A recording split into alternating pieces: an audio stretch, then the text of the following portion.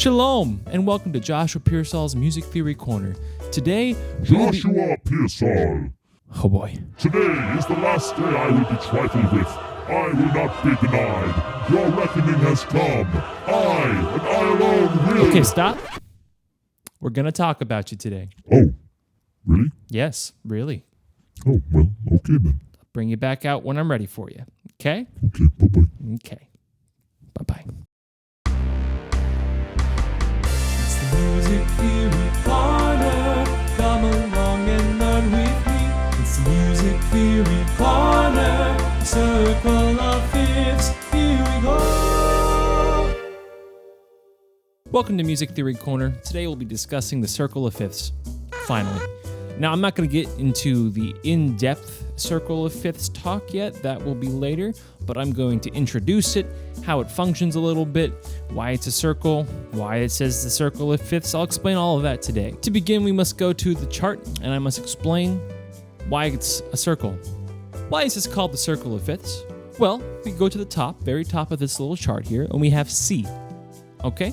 Now, C is no sharps, no flats, and is our bass as we've talked about before. We go a fifth away from C, which is G, which is our next key signature, and a fifth away from that, which is D, and a fifth away from that, and from that, and from that all the way down to F sharp. F sharp has 6 sharps, and that enharmonic spelling of G flat has 6 flats. If you go from C to F sharp, it increases by 1 sharp every single key until you get to 6. Now we're here at this G flat, and now we have 6 flats, and we're gonna go backwards. So from G flat, you have D flat, and from D flat, you have A flat, and then from A flat, E flat, B flat, F, and then C. So going from the top, you come back to that C if you keep going up 5. And you can prove this on a piano if you go to C and just go up a perfect fifth. Just keep going up and then restart when you get too high in the piano, and you'll find that eventually you'll come back to C.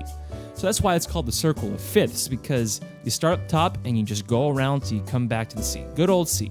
Our buddy C. Yeah.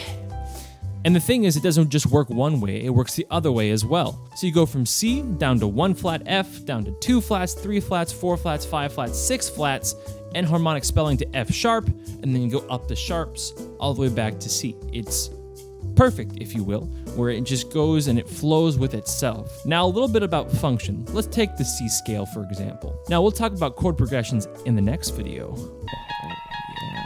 Foreshadow. When we talk about chord progressions, I'll explain this part a little bit more, but this whole 5-1 relationship gives a general flow to chords in the scale. So 5 always wants to go back to 1. So using the circle of fifths, we have C to G.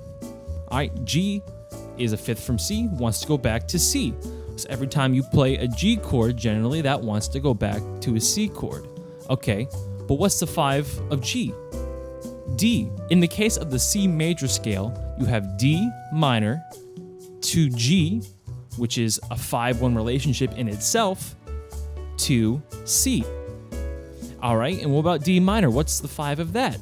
A minor. So the A minor wants to go to the D minor, which wants to go to the G, which wants to go to the C. If you look on the chart, you can see that all the notes for the C scale are listed. B wants to go to E, wants to go to A, wants to go to D, wants to go to G, wants to go to C, and C in itself wants to go to F. So that's the natural flow of the key of C. That's the beauty of the circle of fifths. It gives you a general flow of how chord progression should go. It's used a lot in jazz. It's used a lot really in most of our modern music. Generally, I won't broach that subject yet. Let's use F, for example, so I can give some more clarity as far as what I'm trying to say. All right, so you have F. All right, the 5 of F is C, so C wants to go to F. G, which is G minor in the key of F, wants to go to C. G minor, you have D minor in F, wants to go to G, and so on and so forth. You can find all the notes for the key of F on this chart and kind of go with that flow. Thank you all for watching Music Theory Corner. I hope you all have a wonderful day, and here's a cute little picture of a lizard.